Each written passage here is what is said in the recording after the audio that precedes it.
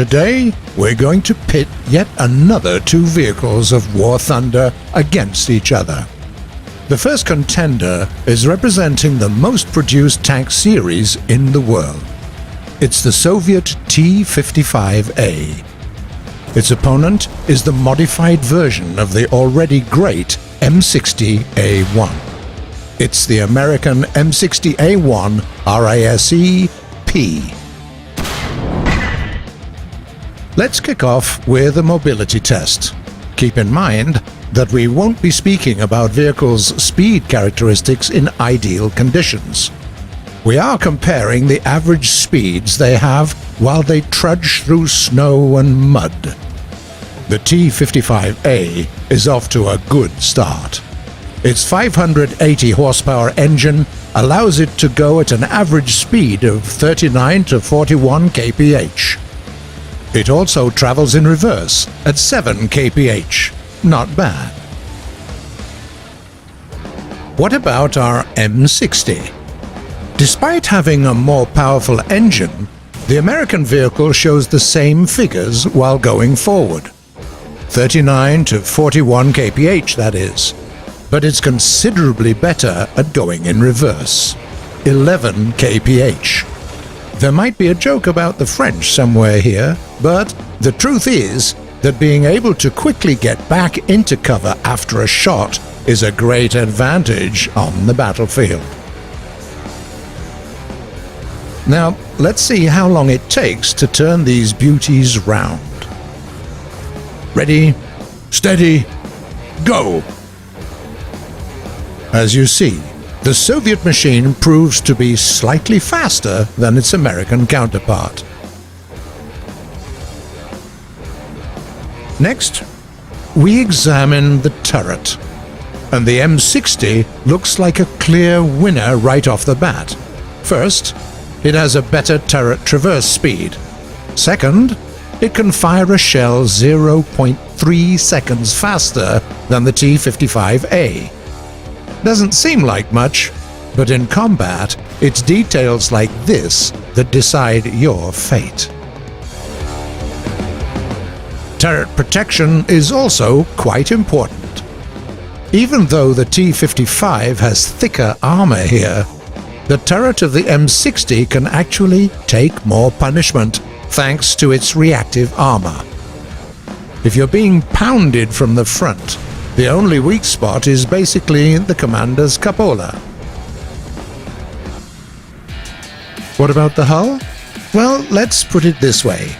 The T-55 doesn't really impress, with only 100 millimeters of steel in the front and the effective thickness of around 200 millimeters.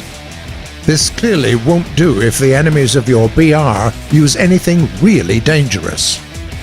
Even APHE shells will sometimes do the trick. The M60, on the other hand, has ERA all over the place, and its frontal armor has the effective thickness of around 260 millimeters, which means that it can survive being hit by both subcaliber and HEAT rounds. If you want to take it down with ease, you have to get some APFS DSs. Okay, what about the parts of the tank that go boom? Yeah, we are aware that under some unfortunate circumstances, the entirety of a tank can go boom. But we speak about the parts that do it on a regular basis.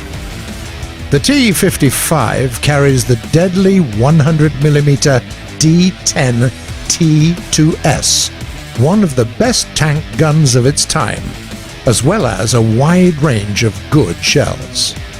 Your best pick here is the APFS-DS round called 3BM25. At 100 meters, it easily penetrates 330 millimeters of armor, and it goes through M60's reactive armor like a hot knife through butter. The American gun is also quite amazing, though. The M60A1 Rise P carries a 105mm M68 gun. And if you use an M735 APFSDS round, it breaks through up to 355 millimeters of armor. Taking into account the fact that the American gun has a faster reload speed, the Soviet machine finds itself at a serious disadvantage here. When it comes to secondary armaments, it's more or less the same with both tanks. You just get a couple of machine guns. Both vehicles have the capability of creating smoke screens. The M60 with its smoke launchers, and the T-55A with a smoke-generating system. ATGMs, you say? Don't need them. Well, maybe you do, but you don't have them anyway.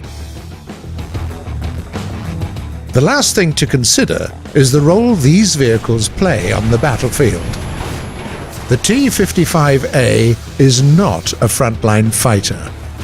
It lacks protection to engage the likes of the MBT-70 or the M60A1 Rise for that matter, from the front. On the other hand, a great gun and a low enough profile make it a decent ambusher. And while fighting for control zones or as a part of the second wave, it can wreak some real havoc.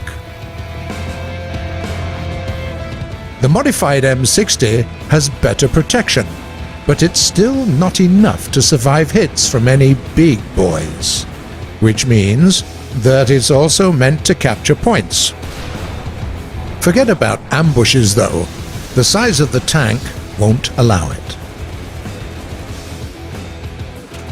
What is our verdict then? After a few rounds, the American contender wins with a KO, which means that the M60A1 RASEP has just earned the right to fight in the final... What do you mean? There are no finals or anything.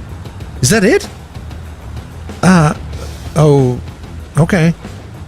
Which means that the M60A1 RASEP is not going to fight in any of the... there are no... God damn it. The M60A1 RASEP is a winner, okay? If you disagree with our verdict, feel free to tell us what you think in the comments below.